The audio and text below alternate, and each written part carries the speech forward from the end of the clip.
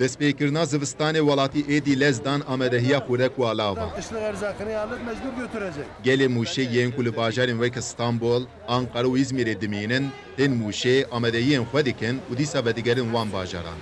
Zivistanê payizê dibin, aileme öyle abim öyle dibin wanara. Terim İstanbul izdarı kadar tışmıştı. Kışlık, hengir, rûn, çökeli. Di nava xurek û alavan de ku mûşî ji xwe re dibin, nanê tenûrê, penîr, rûnê malê, goşt, torax, cortî û her wekî din tişt û xurek hene.